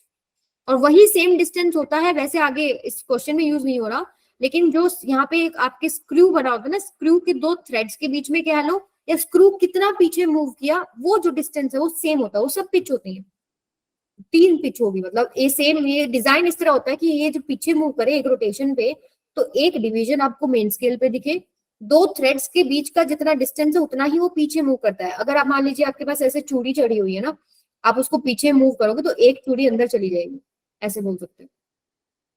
तो यहाँ पर आपको मेन स्केल रीडिंग लेना था। मेन स्केल रीडिंग क्या लोगे, मान लो आपने कोई भी चीज उसमें फंसाई, जो भी आपने मेजर करना है, जैसे आप डायमीटर मेजर कर रहे हैं, आपने उसको खोला तो आपके पास कुछ डिविजन्स मेन स्केल पे दिख गई, मान लो 2 दिखी, 3 दिखी, जितने भी दिखी, जैसे इन्होंने बोला 6 डिविजन्स दिख गई, डिविजन है ना, आप 6 डिवीजन का डिस्टेंस कितना है, जो एक एक डिवीजन के बीच का डिस्टेंस है, जिसको हम पिच बोल रहे हैं, यानी 6 इंटू में 1 6 mm, ये मेन स्केल रीडिंग हो गया। सर्कुलर स्केल रीडिंग कैसे करते हैं हम लोग, सर्कुलर स्केल रीडिंग है कि जो आपका सर्कुलर मेन स्केल का जो जीरो मतलब बेस लाइन है, ये जो मेन स्केल का बेस लाइन है, अब यहाँ पे ऐसे बहुत सारी रीडिंग्स होगी, अब उसके साथ कौन सा डिवीजन कोइंसाइड करता है, that is called circular scale reading. जैसे 40th division of circular scale coincide कर रहा है, तो ऊपर मान लो यहाँ पर कहीं 0 होगा, 0 से यहाँ तक आपने देख लिया 40 डिवीजन है। अब 40 डिस्टेंस कितना है, जो आपका लीस्ट काउंट है मल्टीप्लाई बाय में 40, जो आपके जो सर्कुलर स्केल की डिविजन्स के बीच का डिस्टेंस होता है, that is called least count. कैसे लिखते हैं, जब हमने एक रोटेशन किया तो आपके पास 1 mm दिखा, and that is equal to 100 division. Circular scale पे कितना डिवीजन है, तो आपके पास एक डिवीजन ऑफ सर्कुलर स्केल कितना निकलता है, 1/100 यानी कि 0.01 mm। ठीक है, तो ये सर्कुलर स्केल पे डिवीजन जो भी आप निकालोगे उसको लीस्ट काउंट से मल्टीप्लाई करोगे, और मेन स्केल रीडिंग पे जो भी डिविजन निकालोगे उसको किससे मल्टीप्लाई करोगे, पिच से। और अब टोटल रीडिंग क्या होगी, main scale reading plus circular scale reading, तो आपके पास फाइनल आंसर निकल जाएगा। ठीक है, थम्स अप, रिएक्शन ऑफ है, क्लियर है जिसने भी पूछा था। Yes ma'am. ओके, चलिए आगे चलते हैं। चलो ये करो, the pitch of a screw gauge is 1 mm and there are 100 divisions on circular scale. ठीक है, when faces A and B are just touching each other without putting anything between studs, यानी कि वो बंद है अभी, 32 division of circular scale below it's zero. जैसे हम 1 ईयर स्केल में कर रहे थे ना कि ऊपर है या राइट हैंड साइड है लेफ्ट हैंड साइड है तो पॉजिटिव या नेगेटिव कर रहे थे, वैसे ही सेम टू सेम आपके पास सर्कुलर जो डिवीजन होती है यानी स्क्रू गॉज, उसमें भी होता है कि आपके पास जो मेन स्केल का बेस लाइन है, मेन स्केल का जो बेस लाइन है, ये बेस लाइन है, तो जब वो बंद है यानी जब आपका स्पिंडल और स्टड टच कर रहा है, उसमें कुछ भी आप मेजर नहीं कर रहे हो, तो उसका जीरो ऊपर है या नीचे है, तो उसके हिसाब से क्या होता है, एक होता है आपका पॉजिटिव एरर और एक होता है नेगेटिव एरर. तो जो अगर बेस लाइन से ऊपर है इसको हम बोलते हैं क्या, क्या बोलेंगे बेटा, और इसको क्या बोलेंगे, इसको बोलेंगे पॉजिटिव और इसको बोलेंगे नेगेटिव. तो जो भी आपका आंसर आएगा XYZ, उसके आगे माइनस लगाएंगे आप, अगर आपका जो सर्कुलर स्केल का जीरो बेस लाइन से ऊपर अगर है तो, ठीक है, और आप क्या करेंगे प्लस अगर नीचे है तो. एक बार मैं चेक भी कर देती हूँ ये,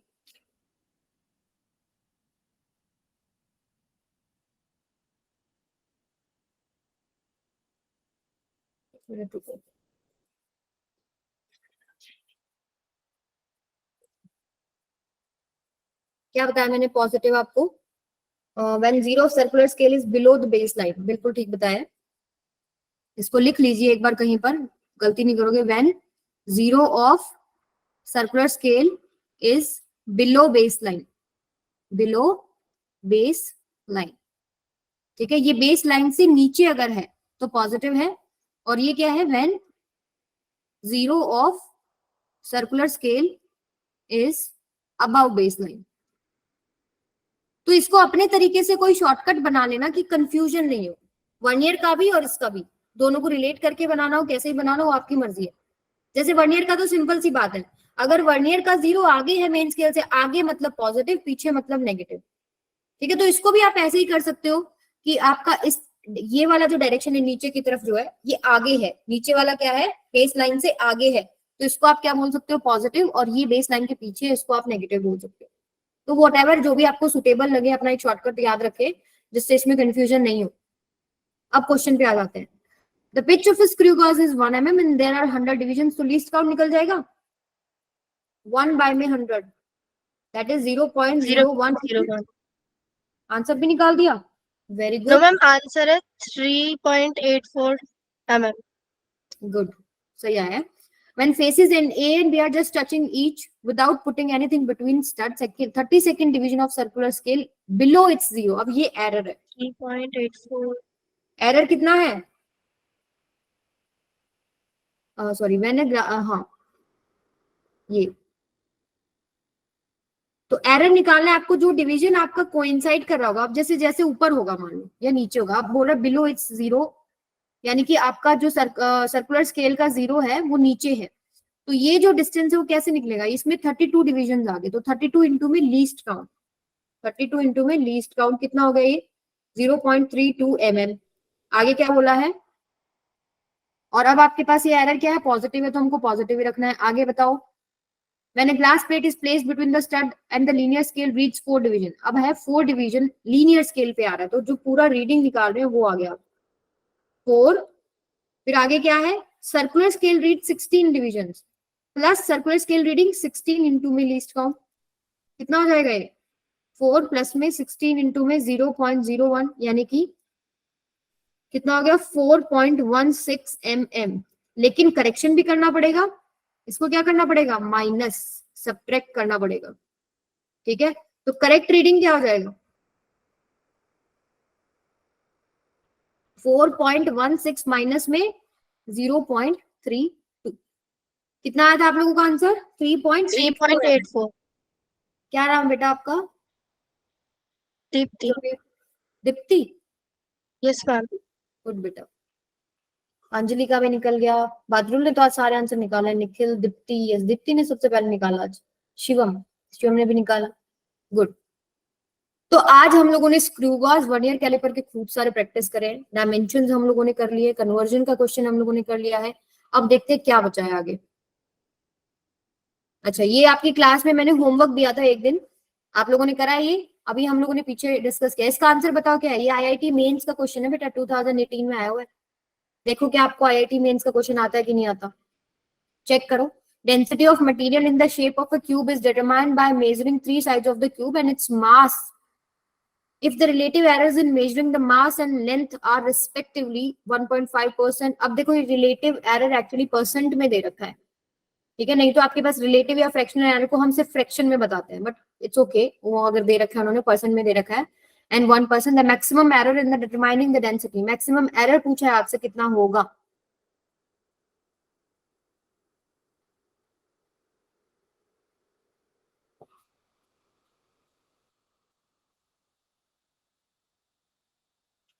आंसर इज डी। मुझे पता था तुम गलती करोगे। दोबारा देखो कुछ, क्या मास और वॉल्यूम में दे रखा है? मास और लेंथ में दे रखा है बेटा आपको, मास और लेंथ में। सी, यस लाइबा, वेरी गुड। ये क्यूब है आपका, क्यूब का वॉल्यूम होता है लेंथ का क्यूब। अगर मैं डेंसिटी लिख रही हूँ ना, डेंसिटी होता है मास बाय में volume, that is mass by में लेंथ का क्यूब। अगर मैं रिलेटिव एरर निकालना चाहूँ अभी, the maximum error in determining the density क्या हो जाएगा? डेल्टा डी ही तो होता है मैक्सिमम। जो फिजिकल क्वांटिटी आप लिखो अगर, तो D plus minus delta D लिखोगे, यही तो मैक्सिमम एरर होता है ना। तो delta D by D, this will be equal to M, delta M by M plus में 3 पावर आ गई डेल्टा एल बाई एल। अब आपको परसेंटेज में दे रखा है, कोई दिक्कत नहीं, दोनों तरफ 100 से मल्टीप्लाई कर लो। तो delta D by D into 100, this is equal to delta M by M into 100 plus 3 times delta L by L into 100। अब मैं पूरा डिटेल में खोल खोल के दिखा रही हूँ, आप लोग तो इसको दिमाग में ही कर लोगे सॉल्व, ठीक है? अभी जिसको नहीं, अब कोई भी कंफ्यूजन है वो एक मिनट चेक कर सकते हैं कि कैसे कैसे आ रहा है, अदरवाइज ये सारी कैलकुलेशन अब दिमाग में हो जाएगी। तो ये बताना है आपको मैक्सिमम एरर, ठीक है? परसेंटेज में दे रखा है, तो ये हो जाएगा आपके पास डेल्टा एम बाई एम, ये पूरा ये कितना है 1.5 प्लस 3 इंटू में 1, कितना हो जाएगा ये? डेल्टा एल बाई में एल 3, 1.5 प्लस 3, ये तो 4 हो गया।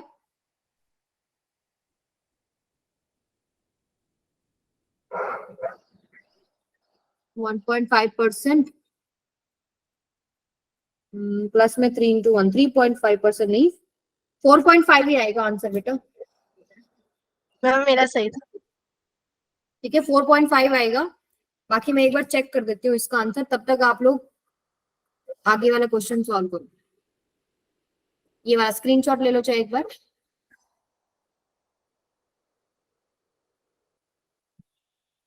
एक मिनट में बस 1 सेकेंड लगाऊंगी,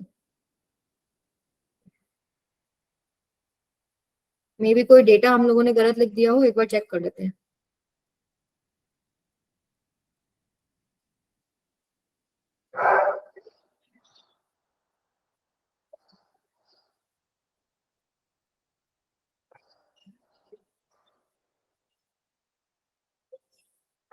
नहीं ठीक है, 4.5% ही आएगा, बुक में गलत दे रखा है, 4.5% आएगा। चलिए आ जाओ आगे। Volume of two bodies are measured to be, अब ये प्लस माइनस वाला केस आ गया, ठीक है? अभी तक तो हम ये डिवीजन वाला मल्टीप्लिकेशन वाला केस कर रहे थे। प्लस माइनस में हम एरर्स कैसे लिखते हैं? आपको याद है कि एरर्स हमेशा ऐड होती हैं। तो अगर volume of two bodies are measured to be V1 इतना है, V2 इतना है, calculate sum and difference in volumes with error limits. तो V1 प्लस में V2 कितना हो जाएगा? 10.2, 6.4, 4, 5, 6, 6, 1, 60, 16.6 प्लस माइनस, एरर हमेशा ऐड होती हैं, ठीक है? ये कितना हो जाएगा? 0.03। अगर सब्ट्रैक्ट अगर मैं करूं तो कितना हो जाएगा? ये 10.2 में से आप 6.4 माइनस करें, 12 में से 4 गए 7, ये हो जाएगा आपके पास 9, 0, 9 में से 6 गया 3, 3.7 प्लस माइनस एरर के आगे क्या लिखूं? एरर के आगे क्या लिखूं?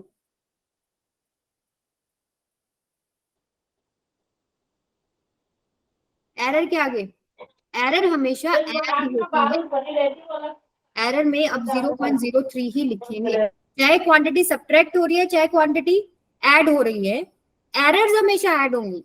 ये पॉइंट आप हमेशा याद रखोगे। गलतियां आप ऐसे नहीं कर सकते, गलती में से गलती आपने कैंसिल आउट कर दिया, नहीं, गलती आपको टोटल दिखानी है, चाहे आप क्वांटिटीज को सब्ट्रैक्ट कर रहे हैं चाहे आप क्वांटिटीज को क्या कर रहे हैं, ऐड कर रहे हैं। ठीक है, आ जाओ आगे। चलो, ये सभी आप लोगों को होमवर्क, आप लोगों को ये सभी क्वेश्चन होमवर्क में दिए थे। Length of wire is 4 plus minus 0.04, radius is 1 plus minus 0.01, find volume of wire. यहाँ एक इंपॉर्टेंट पॉइंट मेरे को बताना है, पहले आप लोग ट्राई करो इस क्वेश्चन को। क्या बोल रहा है कि वॉल्यूम निकालना है वायर का। ये वायर ऐसे सिलेंड्रिकल होती है ना, ये इसका क्या होता है, लेंथ होता है, ये इसका रेडियस होता है। ठीक है, तो इस सिलेंडर का वॉल्यूम क्या होता है, पाई आर स्क्वायर एच। एच है हाइट, अगर मैंने वर्टिकली खड़ा कर रखा है, नहीं तो हम इसको क्या बोल देते हैं, पाई आर स्क्वायर एल। ठीक है, ये आपके पास वॉल्यूम हो गया। तो सिंपल वॉल्यूम जो डायरेक्ट निकलेगा वो तो इनको मल्टीप्लाई वगैरह करके आ जाएगा। क्या आ जाएगा, देखो, पाई की जगह 3.14, रेडियस की जगह ये 1 सेंटीमीटर में ही है सारे, और एल की जगह क्या आएगा, 4। इसको मल्टीप्लाई करें, बताए कितना आंसर आएगा। हाँ जी, बताइए कितना आंसर आएगा। 3.14 into 4, 12.56। Good, 12.56 centimetre cube. Yes, ये तो आ गया आपके पास वॉल्यूम। ठीक है, अब आपको क्या निकालना है, आपको एक्चुअली में इसको कैसे रिप्रेजेंट करना है, जो वॉल्यूम आया प्लस माइनस डेल्टा वी, ऐसे लिखते हो ना आप फाइनल क्वांटिटी।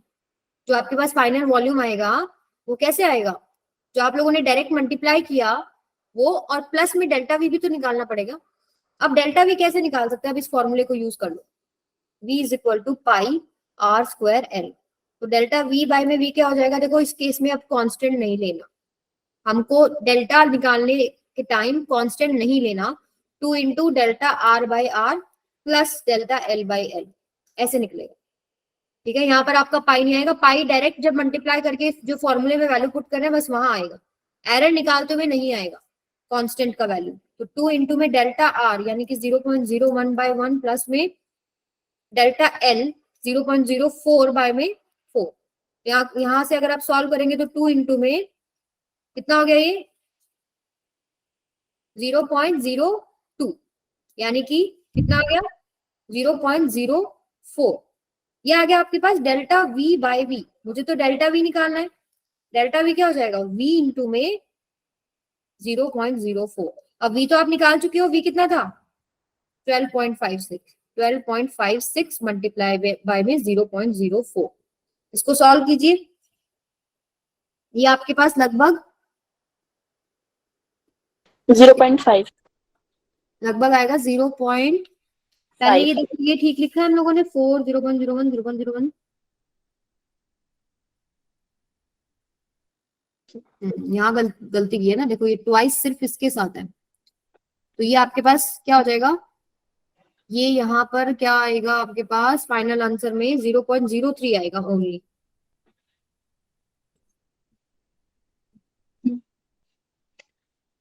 ये आएगा 0.03, तो ये आएगा आपके पास v इंटू में 0.03।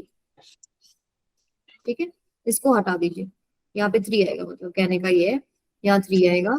आपका आंसर बनेगा बेटा लगभग 0.378 के आसपास। उसको राउंड ऑफ कर लेना। ठीक है, अगर आप आगे कोई डिजिट आ रहा है तो जब हम मल्टीप्लाई करते हैं तो सिग्निफिकेंट फिगर्स आपको कितना रखना होता है, राउंड ऑफ कैसे करते हैं हम लोग, जिसमें सबसे कम सिग्निफिकेंट वैल्यूज होती है उतना नंबर आपको रखना होता है। तो ये चीजें भी थोड़ा बहुत ध्यान रखना क्वेश्चन सॉल्व करते हुए। तो फाइनल आंसर क्या हो जाएगा आपका, वी तो आप लोगों ने निकाला था 12.56 प्लस माइनस 0.38, ऐसे लिखेंगे। क्लियर है सबको, एवरीवन? Yes ma'am. अब हलवा क्वेश्चन आ जाएंगे आई थिंक। ये तो आप निकाल सकते हो, ना, फॉर्मूले बता दो फटाफट मेरे को क्या क्या होते हैं। मीन के लिए क्या करना है आपको, इन सबको ऐड करके डिवाइड बाय में नंबर। मीन कैसे निकलेगा, इन सबको ऐड करेंगे 2.620 प्लस में 2.625 प्लस में 2.630 प्लस में, सबको ऐड करना है 2.628 प्लस में 2.626। ये थोड़े कैलकुलेशन वाले क्वेश्चन होते हैं, जितने नंबर हैं उससे डिवाइड, ऐसे निकलता है मीन। मीन एब्सोल्यूट एरर कैसे निकलता है, एब्सोल्यूट एरर, मान लो ये जो मेजरमेंट्स हैं ये आपका A1 है, ये A2 है, ये A3 है, ये A4 है, ये A5 है, कुछ भी, तो अब मीन जो आया है आपके पास, ये आपके पास मान लो A आया है, तो ये जो सॉल्व करके आंसर आएगा, A में से A1 माइनस करना, ये डेल्टा A1 आ जाएगा, A में से A2 माइनस करना, ये डेल्टा A2 आ जाएगा, A में से A3 माइनस करना, ये डेल्टा A3, एंड जितने भी टर्म्स है सारा आ गया, कितनी हमारे पास 6, तो A में से A6 माइनस करना, डेल्टा A6 आ जाएगा। ये आ गया आपके पास एब्सोल्यूट एरर। क्वेश्चन में मीन, मीन कैसे निकालते हो, देखो ये वाली जो एरर्स है ना, ये वाली एरर्स प्लस भी हो सकती है और माइनस भी हो सकती है। आपको मीन निकालते हुए क्या करना है, इन सब का मोड लेना है, मतलब आपको पॉजिटिव वैल्यूज लेंगे, तो डेल्टा A1 प्लस में delta A2 up to delta A5। Modulus का मतलब पता है ना कि भाई देखो, जब आप सब्ट्रैक्ट करेंगे मीन में से इन ऑब्जर्व वैल्यूज को, तो प्लस भी हो सकती है माइनस भी हो सकती है, ठीक है। उन सबको पॉजिटिव रख के डिवाइडेड बाय में जितने भी नंबर हैं, जैसे 6 है या 5 है, 5 है यहाँ पे, 5th है लास्ट, तो ये होता है मीन एब्सोल्यूट एरर, ठीक है। तो absolute error of each measurement तो ऐसे माइनस करके निकलेगा, जो भी आपने मीन निकाला उसमें से सिंगल सिंगल ऑब्जर्वेशन माइनस करते जाओ, उसके बाद आपके पास मीन एब्सोल्यूट इन सबका सम बाय में नंबर। फ्रैक्शनल एरर कैसे निकलता है, जो आपके पास ये आएगा ना आंसर, अब डेल्टा एक्स बार बोल देते हैं हम इसको। फ्रैक्शनल एरर कैसे निकलेगा, दिस डिवाइडेड बाय में जो आपका मीन आया था, मीन अब यहाँ पे क्या आया था, थोड़ा सा नेमिंग वगैरह ठीक कर लेना भाई। ये मीन एब्सोल्यूट एरर को आप ऐसे दिखा लो, ये आपके पास क्या है, डेल्टा ए बार, ठीक है, ये मीन वैल्यू होगी, ये सारी डेल्टा ए वैल्यू होगी। तो आपके पास फ्रैक्शनल एरर क्या होता है, डेल्टा ए बार बाय में A, this is your fractional error, ठीक है। Express the result in terms of percentage, यानी इसको डेल्टा ए बार बाय में ए को अगर हम 100 कर देंगे, लेट्स से कुछ भी x% आ गया, तो अब एक्सप्रेस कैसे करेंगे, एक्सप्रेस ऐसे करेंगे, जो भी आपका ये आंसर आया है ए, ठीक है, ए प्लस माइनस डेल्टा ए बार होता है, या फिर अगर परसेंटेज में करना है तो x%, या तो इसको भी आप मीन को ऐसे, मीन को मैं जनरली तो बार से दिखाती हूँ, लेकिन बुक्स में ना कंफ्यूजन है, कहीं पर बार है कहीं पर नहीं है, पर याद रखो मीन निकलेगा कैसे, मीन में से सिंगल सिंगल ऑब्जर्वेशंस माइनस करके एब्सोल्यूट एरर निकलेगा, एब्सोल्यूट एरर को प्लस करके डिवाइड बाय में नंबर करेंगे, वो मीन एब्सोल्यूट एरर निकलेगा। मीन एब्सोल्यूट एरर बाय में मीन करते हैं तो फ्रैक्शनल एरर निकलता है, और परसेंटेज निकालना हो तो बस आपको सिंपली इनटू 100 करना है, नहीं कोई जरूरी नहीं है असेंडिंग ऑर्डर में लगाना है, आपको सारी टर्म्स होने चाहिए बस उसके अंदर, वंदना, ऐसा कुछ नहीं है असेंडिंग ऑर्डर में लगाना है, ठीक है। वैसे हम कैसे करेंगे, पहले से उठाएंगे आखिरी तक चलेंगे, बीच बीच में से कोई उठाने लग गए तो भूल ही जाएंगे कौन सी उठाई कौन सी नहीं उठाई, ठीक है। चलो ये बता दो अब फटाफट, राउंड ऑफ करना है आपको अप टू 3 सिग्निफिकेंट फिगर्स। आपका ए ऑप्शन है 2 4 5 7 2, A option, round off the following numbers to 3 significant figures. ये तो बता दो, बहुत हलवे हलवे क्वेश्चन है ये तो।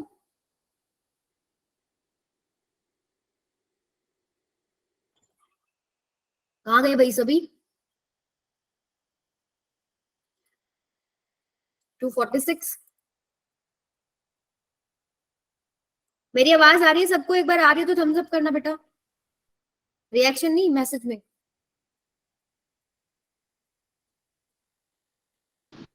आवाज आ रही है, ओके ठीक है। देखो जब आप पूरा पूरा नंबर को करते हैं ना, तो जहां तक करना है, जैसे 3 सिग्निफिकेंट फिगर तक करना है, 3 तक, ठीक है, उसके बाद अगर 5 से बड़ा नंबर है तो क्या हो जाएगा, एक बढ़ जाएगा, 2 4 6 और आगे 0 0 कर दो, 3 सिग्निफिकेंट होगा, ठीक है। इसमें कितना आएगा 3 सिग्निफिकेंट, नॉन जीरो नंबर सारे सिग्निफिकेंट होते हैं, तो शुरू के 3 ही सिग्निफिकेंट हो गए। अब इसके बाद राउंड ऑफ कर दो इसको, बी कितना आ जाएगा, ये 5 से छोटा है 24.9 ही रह जाएगा। सी बताओ, सी बताइए, सी इज इंपॉर्टेंट,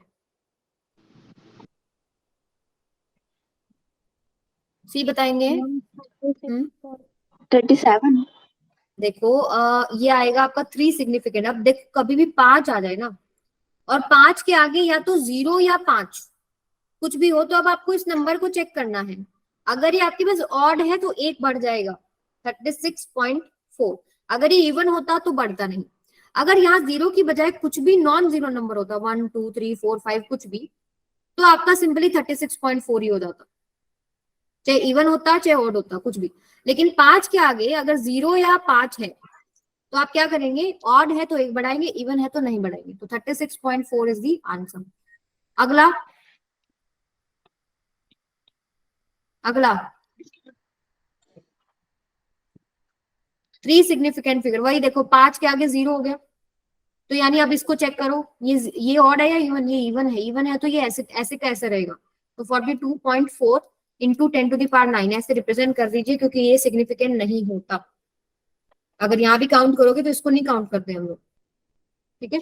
अब सेकंड वाला पार्ट कर लेते हैं, क्वेश्चन नंबर 2। राउंड ऑफ करना है आपको 4 3 2, पहले 4 सिग्निफिकेंट डिजिट तक करते हैं, पहले 4 सिग्निफिकेंट, सारे नॉन जीरो है। अब इसके बाद 5 से बड़ा है ना, तो पहला हो जाएगा 7 4 7 4 2 4। 0, ठीक है। अगले में क्या करना है 3 सिग्निफिकेंट तक, तो 3 में यानी यहाँ, अब ये तो 5 से छोटा ही हो गया, तो 7 4 2 0 0 अप टू 4 करना था ना, ठीक है। 3 के आगे कुछ गड़बड़ किए ना, देखो पहले में 4, पहला दूसरा तीसरा चौथा 9 है, यहाँ 4 आ जाएगा, 2 4 आएगा बेटा, 2 4। अगला क्या है 3 Yes, 1 ठीक है। 3, ये 5 से छोटा है तो एज इट इज रह गया। अगला क्या है 2, यहां तक करना है आपको, ये 5 से छोटा है, कितना हो जाएगा 7 4 1 2 3 4। आया समझ में? Yes ma'am. आगे काउंट कीजिए total number of significant figures A B C D E. पहले बताओ ए 4 है, बिल्कुल। आपके नॉन जीरो नंबर्स है, जीरोस जो बीच में ट्रैप्ड है नॉन जीरो नंबर्स के, और ending zeros after decimal point, सारे सिग्निफिकेंट होते हैं। 1 2 3 4 हो गए। अगले में बताओ, माइक पे बता दो सभी।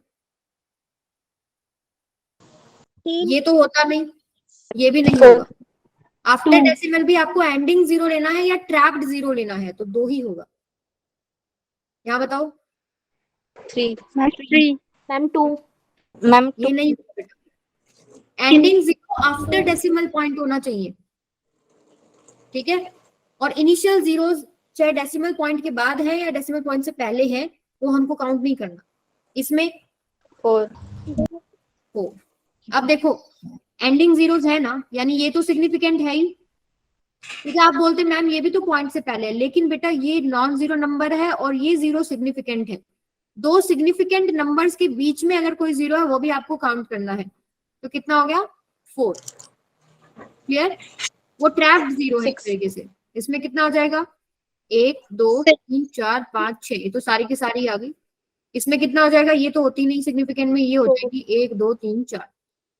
क्लियर है सबको? 4 2 2 4 6 4, बिल्कुल सही निकाली हम लोगों ने। आगे ये क्वेश्चन आपका होमवर्क क्वेश्चन है, मैं इसका आंसर बता देती हूँ, आप लोगों का टाइम हो गया है।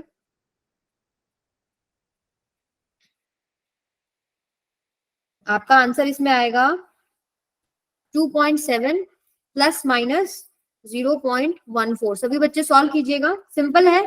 वॉल्यूम होता है मास बाय में डेंसिटी, ठीक है। आप पहले तो वॉल्यूम निकालेंगे सीधा इन दोनों टर्म्स को यूज करके, फिर आप क्या निकालेंगे delta V. Delta V by V क्या होता है, डेल्टा एम बाय में M plus delta rho by में रो। ठीक है, ये आपको मास और डेंसिटी दे रखा है, यहाँ से आप डेल्टा वी निकाल लेना, वी इंटू में delta M by M plus delta rho by rho. आपको बस वी पता होना चाहिए, वी आपका डायरेक्ट निकलेगा। वी क्या आएगा आपके पास, मास कितना है 12.4 और डेंसिटी कितना है 4.6। डेल्टा रो और डेल्टा एम आपको पता ही है, ये आप सॉल्व कर सकते हो। ठीक है, एक क्वेश्चन और है, इसमें आपको डायमेंशंस कंपेयर करने हैं। P is the radiation pressure, pressure होता है force per unit area. Pressure क्या होता है बेटा, फोर्स पर यूनिट एरिया। ठीक है, C स्पीड ऑफ लाइट आपको पता है, फोर्स का डायमेंशन, एरिया का डायमेंशन, प्रेशर का निकल जाएगा। प्रेशर का क्या हो जाएगा, mL(T-2) बाय में एरिया L², ये कितना हो जाएगा mL-1T-2। पहला आ गया प्रेशर का। C का बता दो, स्पीड ऑफ लाइट LT-1। और आगे क्या है, energy, Q represent radiation energy, energy is energy, तो एनर्जी का फॉर्मूला क्या हो जाएगा, Q क्या हो जाएगा आपके पास, ml2 minus T-2। ठीक है, ये आपके पास स्मॉल p से रिप्रेजेंट किया हुआ है। फिर इन्होंने क्या बोला है कि इन तीनों को ऐसे कंबाइन करना है कि डायमेंशनलेस हो जाए, यानी अगर लेफ्ट हैंड साइड पे लिखे तो m0 L0 t की power 0, this is equal to pressure क्या है mL-1 T-2 की पावर a। ठीक है, और आपके पास LT-1 की पावर b एंड, अच्छा XYZ बोला क्या, x क्वेश्चन में XYZ है, XYZ ले लो, mL2T-2 की पावर z। यहां से कंपेयर कीजिएगा, मैं वैल्यू बता रही हूँ अभी, चेक कर लेना। x की वैल्यू आएगी 1, y की वैल्यू आएगी -1 एंड z की वैल्यू आएगी 1। तो ऑलमोस्ट हर चीज से, हर टॉपिक से हम लोगों ने क्वेश्चन प्रैक्टिस किया है और अच्छे लेवल के क्वेश्चन प्रैक्टिस करें।